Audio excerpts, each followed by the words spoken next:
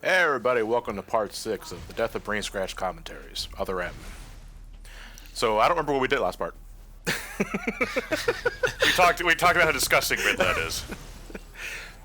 Baby Ridley's. Yeah. Ridlet. Yeah, you Does it could. come with What's sweet really and sour? frustrating is that since that was added in the later generation, you can only get it by breeding, and you have to breed With an Ridley. incense on a With an incense. on a Tuesday. It's irritating. Ugh. Just if you add pre or post evolutions after the fact, just do them via level or breeding or something. It doesn't have to be complicated. Just say you made them later. I don't. The thing is that after Gen 2, I don't know why they made baby Pokemon. Even really, like, I get why you make evolutions for Pokemon so that that line will be stronger and thus will be more viable. But baby Pokemon were basically just there to highlight the new breeding mechanic introduced in Gen 2. But like there wasn't really any practical use to like Elekid or Magby or anything like that. So I don't know why they keep on adding like. By Gen 4, they add a pre-evolution of Chansey, and it's just like, okay, why do we need this? John, oh my god! Can I just say that I have to fucking lock onto this shit because this thing is wonky as shit? John, you were clearly not aiming at the circle. You don't have to lock on to shoot the circle. I know, but you have to be aiming at it, and you weren't. All right? Don't blame okay, there's a lot of stuff you can blame this game for, but that is not one of them. Yeah, the pointing mechanics are pretty okay. Yeah, I would hope the pointing mechanics are fine. We've had that technology since the 70s. Yeah, but almost like- every Wii game has no issues with the pointing, and like it's clunky. Like the first person mode's clunky, and changing your viewpoint's annoying.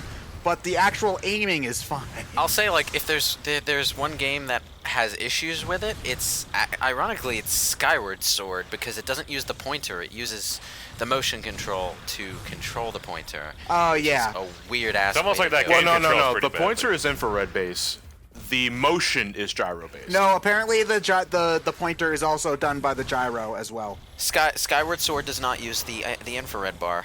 Yeah. It moves the pointer around based on the gyro. Which is that's actually something that they've done with some Switch games. World of Goo, which was a WiiWare game originally, is on the Switch, and apparently it does the pointing very similar to Skyward Sword, where it's all done with the gyro on one of the Joy-Cons. But I don't know if I'd really like that, because you'd have to recalibrate the thing every 5 seconds, and that's annoying. In theory, it removes the need for a sensor bar, but in practice, it means you have to hit the reset button to reorient the motion control to your comfort every few minutes. Yeah. I'll tell you though, times like this, I really wish there was a toggle lock-on feature in this game. To my knowledge, one doesn't exist. Because there are a couple of instances where I will be in close proximity to something I can shoot with missiles, but I'll lock onto the thing behind it. Well, that's an issue with almost every game with lock-on, though. Yeah, no, but the other games at least have a toggle lock-on feature. Switch to the other target that's closer to you by proximity. This game doesn't have that to my knowledge. Oh god, I'm having flashbacks to the worst parts of Devil May Cry 2 now. Did that game have a lock-on that you couldn't toggle? I think he's talking about the long hallways that lead to nowhere. Oh, okay. I'm talking about the wide open spaces that lead to nowhere. This area is disturbingly similar. Well, from that previous camera angle, it's disturbingly similar to this wide open space. Oh, hello again. That exists in Devil May Cry 2 to do nothing but waste your time at the beginning of a mission that is entirely comprised of a single boss fight. It's immersive. Look at how pretty No, our it's not. environment is. Ooh. Actually, no, not even that. The environments in Devil May Cry 2 were considerably less pretty than 1 because they were so goddamn wide open. Like, there was so much more space, so everything was more low poly. You see, yeah, I agree with John. Like, fighting this thing once as a mini boss, like, sure, but this boss is clearly not. Why do we need to fight this again? Nothing changes really, at all. Actually, Padding. Just let bombs go back, let it turn a bit, boop. This is the entire fight. yay! I'll do it 5 more times. Because they wanted to design it around this stand in place and shoot system, they also made it not move at all. I mean, granted, if you did get the ability to move, it would basically become Metroid Prime, and they didn't want you to play the game like that. But that's just another reason for why they shouldn't have had first person in this game at all, really. Well, it's almost like Metroid Prime is a significantly better game in every single way. It should be said that the sense dodge can be executed in first-person mode. Now, how you do it, I'm not sure if it's using the D-pad or waggling the Wiimote. I think you shake the remote. I've tried. I think you I've shake gotten the results using both, but never consistently.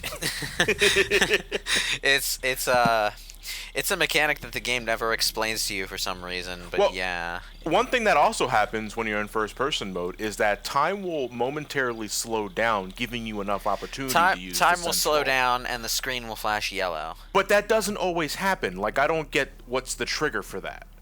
Because sometimes the enemy will attack me, no fucking problem, and sometimes it will slow down. Like, I don't understand what's the reaction to I don't know.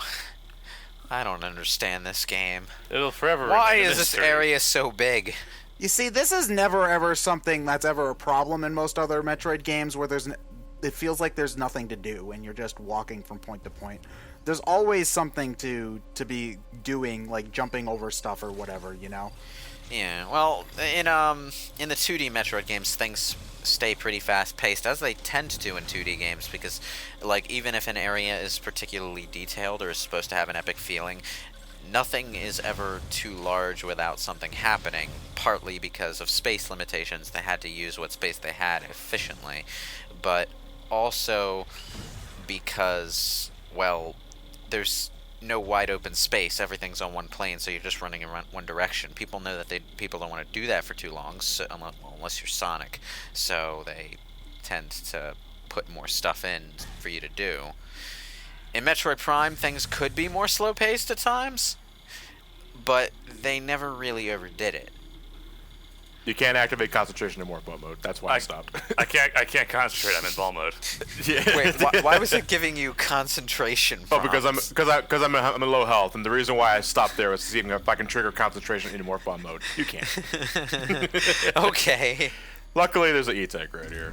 Also, this game decides to go the Zelda route with some energy tanks, where you find energy parts instead of energy tank, and you got to collect 4 of them in order Oh, to get a you full do E-Tank. that. The game does do that. Yeah. Oh. Yeah. That's dumb. Yeah, I That's don't. really dumb. Yeah, it's really dumb. Yeah, it's really dumb. I don't. Gay. It's just like we need enough items for 100% completion, but Samus already has everything.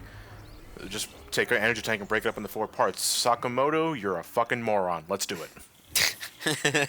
Well, I mean, granted, Zelda's really the only series that kind of gets away with it at this point, you know, with having... Wait, but Zelda's been doing it since... A Link to the Past. He wasn't Link to the Past? Yeah. Because you just picked up straight up 'cause heart containers in Zelda 1. Yeah, and Zelda 2. I thought in Zelda 2 you leveled up and that's how you increased Well, your health. that kind of stuff is not uncommon for other games in this genre in particular, though. The action genre, I mean, Devil May Cry, Ninja Gaiden, all that kind of stuff. There's usually some Dude, sort the of, sky is fake. It's not like I'm in a space station or something. there's some sort of like there's usually some sort of collect a bunch of things to increase your stuff mechanic. God of War had 2 of them. Devil May Cry Zelda had 2 of 2 them. had heart tanks. The life system in Zelda 2 was your defense. So if you leveled that up, Oh you could god, take it's more. this part, the part where we get to walk around being bored for 10 minutes. I hate the there are some hallways later in the game where you spend the entire hallway walking in that over the shoulder perspective. Such as this part. It's I oh, is saw it you coming up fire right that here? laser. You were hoping for something to happen, weren't you? Yes. You poor fool. You poor disappointed fool. Nothing happens in this building except for one encounter. That's about it. You know, you see, that's the there's always something in most of the other Metroid games is the thing, you know? Like a thing to find, or I guess they're trying to build up the atmosphere. Again, they're trying to build up the atmosphere. They're building tension for a reveal. These atmospheric so. places where no enemies are, in the Prime series, this would be where you'd be scanning stuff every 2 seconds. Yeah, exactly, actually. And, you know, the problem is that, you know, these sections would work if they were in contrast to the regular areas feeling like they're full of stuff, you know, like, oh, this place is empty, what's wrong? But this doesn't feel that different from most of the rest of the game, is the problem. You're just not mashing the shoot button to get little critters out of your way. There isn't even a lot of that in this game, though, is also the thing. Like, after the diffusion beam gets introduced and you can destroy all of those mooks at once, they stop throwing swarms of mooks at you, and it's mostly bigger enemies. It's almost like they realized the diffusion beam made those things pointless. Well, Even more so because they don't drop anything, exactly. Oh no, this door was open before I shot it. I didn't shoot this. Someone else shot the door. You see, They need This to is die. This is a major violation of protocol. That's another weird thing about this game. There's no door shooting. No. That's why it sucks. Oh, Samus, did you catch me jerking off? No? Good. Yeah. No, sir, I didn't see you playing with your dolls again. Well, don't you all have shit to do? Looks like he's late. It looks. Is this supposed to be the point where you're supposed to suspect James of being the culprit? The frustrating thing is that the game never directly tells you which one's the culprit. You have to, like, piece it together yourself. Because I don't know who any of these people are. Nor do I care. It's Mustache Man, right? Mustache Man's the one? It's freaking dumb because like the game just sort of forgets that it's a factor and it doesn't mean anything to you or the story. And I mean, like, you can have plot lines that don't intersect so much with gameplay, sure. Like Metal Gear Solid 1 had a really good one involving the politics going on behind the mission, like all the way back in America, and you found out about it mostly through codec. But it meant something to the characters when it happened, and it was a significant part of the ending when it did. But here it's just, oh, there's a traitor, I guess. The problem is that the game doesn't get you to care about any of these other Federation troops except for Anthony, really. Like, so them dying in the danger to the mission doesn't have any emotional impact. That's not a necessary component to what I'm talking about, because like you didn't care much about the people being betrayed or doing the betraying in Metal Gear Solid either, but it had an influence on the stakes, at least. Like it felt like it was an important part of the big puzzle that was going on. Whereas in this game, not only is the puzzle itself a kind of a shoddy jigsaw puzzle where not all the pieces fit together for some reason because you bought it used from your grandfather. Yeah, and because you up dropped until half of it down the because sink or even to something. this point, we still don't exactly know why we're here. In Metal Gear Solid's case, there was always from the get-go they tell you there's a threat of nuclear war if they don't give in to the demands. So things Sir, going are we here? foobar. So things going foobar in Metal Gear Solid had more impact because it could potentially fuck with the. Did somebody steal all the snacks from the vending machine? Those dickwads. Look, they didn't even steal them. They just broke the window and scattered them Hey. all over the fucking floor. I call dibs on the Twix. Hey, if you had to walk through an active volcano to get your lunch, you would be pissed by the time you got to the vending machine too. Okay? It ate my fucking space credits. Yeah, but at least eat the fucking food. You just don't break the window and scatter them on the floor. Yeah, I'll show them. Down with the establishment. Do they ever even establish why somebody's killing all the Federation troops anyway?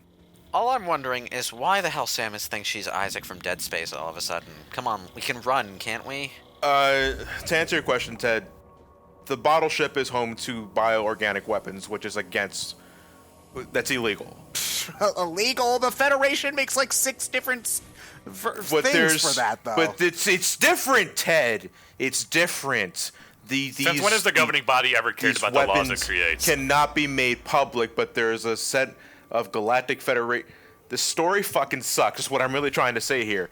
Because clearly, if a BOW epidemic happened, you would have to send Galactic Federation troops to check out the problem. So I don't know what the end game with this was. If you had to send somebody to say that you sent somebody, I would have shot the ship out of the sky before it landed. As I personally. understand it,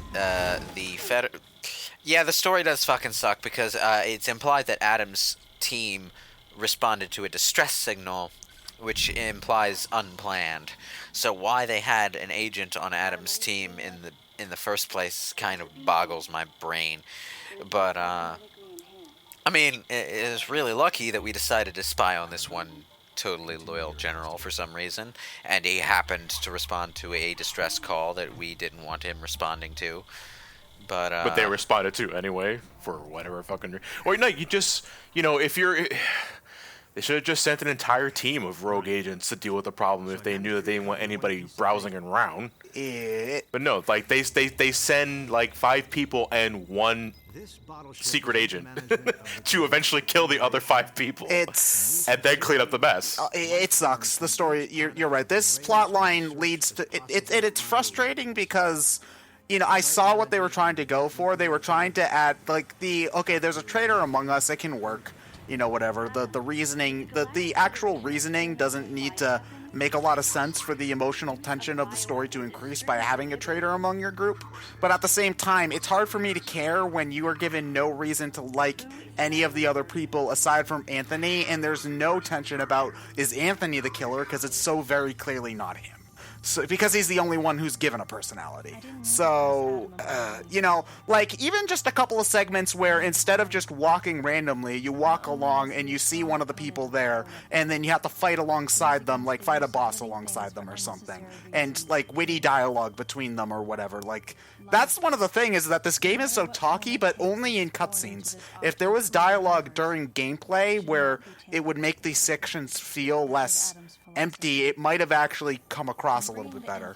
I mean, Get us some back and forth between Samus and Adam, for God's sake. yeah. I love one of the lines here is that life, no matter the origin, should not be tampered with. That was one of Adam's philosophies, which is why I exterminated the Metroid race in Planet SR380. Under the Galactic Federation's order. Samus is tampered with life. The Chozo, like, Yeah. She blew up planets. Samus has, like, Chozo DNA in her DNA or something, whatever. God. She was later on ordered to exterminate the X-parasites. Yeah. She makes no qualms about committing genocide against species. No, if it's for the greater good, obviously. Great, good. Yeah. Stop that!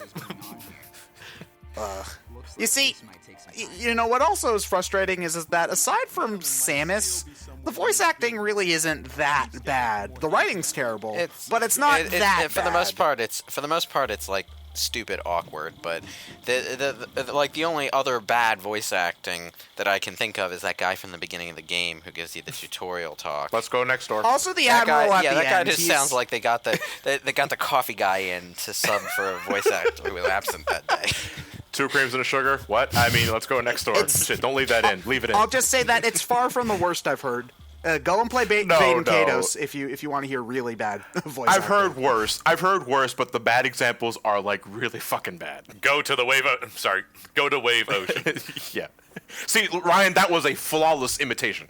It's really just Samus's voice actress because she is directed to be given zero emotion, which I get is the point, but it's... Didn't Sakamoto direct the English voice acting himself? Oh, Probably. I believe so. Yeah. oh. That's the story I keep hearing when it comes to Well, he that. was just the director of this game entirely. And this guy over here is just like, I hope this isn't Chris's blood. You were almost a Samus sandwich back there. Are those Zepsians? Okay, Yeah. this is off topic as hell, but I was playing Resident Evil Revelations 2 the other day, and Claire made a crack about the Jill sandwich line, and the woman she's with, Barry's daughter, is like, does Dad tell everyone that story? Yes, he did. Peekaboo. Yeah, Robots! if we're working for the Galactic Federation, what we should do is make cybernetic enhancements for the space pirates, our deadliest enemies. Yeah. What kind of bothers me, this is a very small thing to be fair, they classify these things as Zebsian, when in reality... They're not. No, they're just space pirates. I don't think they're from planet Zebes. Like, And even if they were, what difference would it make? They're still space pirates. Like, Yeah. have they ever established anywhere else that the space pirates were originally from planet Zebes? Did they kick the Chozo? They have their own planet in Prime 3. Yeah, but Yeah. did they kick the Chozo off the Zebes or whatever? Like, in between I'm not Samus sure. growing... They never established that space pirates particularly inhabited Zebus. No, but they definitely did hide. They did definitely take it over because they did. Oh yeah, they did, but they're Yeah, not yeah. like they never. Well, It was never are they established. from that planet? No, that was never established. That's never Anyway. established. Yeah, so. the problem is that there's so much of the original Metroid canon that's just so Like, maybe, huh? Kinda. Like, who is the leader of the space pirates? Is it Mother Brain or is it Ridley? Make up your mind. God damn it. Ridley is the leader of the space pirates. Mother Brain was in charge of the operation. Yeah, but I don't see Ridley commanding King Hippo. The fuck are you going? Come back here. John, let's ask a question. If you were fighting Samus Aran, wouldn't you try to run away? But they only went like 3 fucking feet. Yeah, they didn't have a lot of time. They'll never find us in this hallway on the right to her left. Oh shit, she found us. Oh no, they can see me. I have to stop you from killing my race. Wow, they were playing music there. I'm actually legitimately shocked. It's I know shit actually is kind of one of my favorite tunes in the entire game. It's Probably the only tune in the game. Zing. Well, it's a kind of pseudo remix of Ridley's theme. I think in the soundtrack it's just called the Mysterious Creature theme. Because we're about to hear it again in like less than 5 minutes. The only part of this game where they play recognizable music is when you're escaping from like Sector 0 or whatever. Yeah, or just Ridley's theme. Or just Ridley's theme. Yeah, exactly. Yeah, it's other credit. I think it has the best Ridley theme. It's a great series. rendition. It's just this game wastes a completely orchestrated soundtrack. Is the thing, because they just do like lum string. We could pony up for the orchestrated soundtrack because we're only recording 3 tracks. It's again, you don't need to. You see, especially with action games like this, like atmosphere is fine, but I like melodies. You know, melodies are great. They add so much character to an area. I think is so much more important. Like you could probably remember a lot more about this Sector 1 if it had a theme that was playing over it. If you ever get the chance, go and play one of your favorite games, but do it with the music turned off. It makes even the most vibrant game depressingly empty. And I did it with Melee, and I never want to do it again. Yeah, exactly. So, oh man, the Galactic Federation's useless. Why did you guys leave the safe room?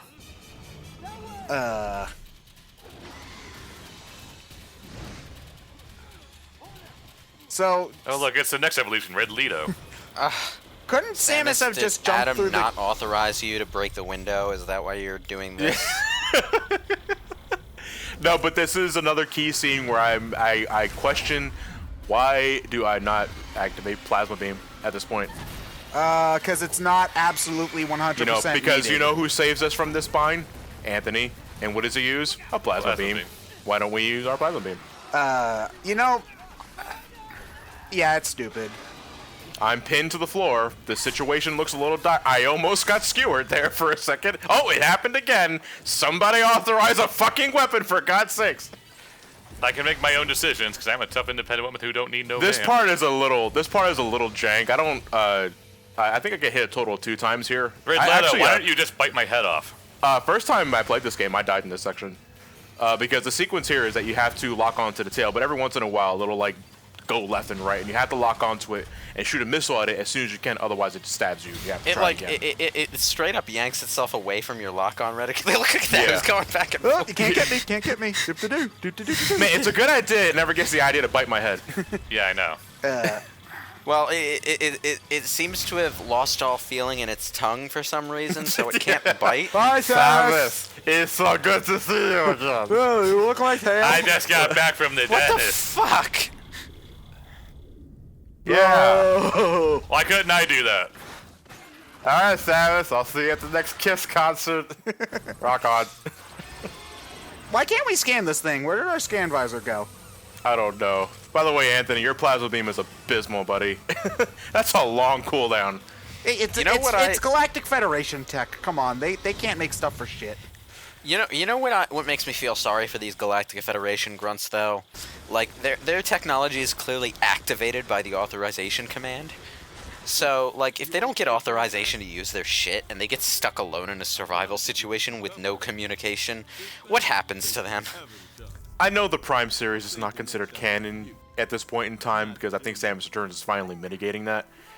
I think Sakamoto's backpedaling because he realized everyone hated him for that. Oh yeah, that's the obvious reason. But why my point didn't is, Samus Returns makes Prime canon other than the fact that it reuses some sound effects and music? I think Prime takes place between Metroid 1 and 2 or something. I know Yes, that, but there's nothing in Samus Returns.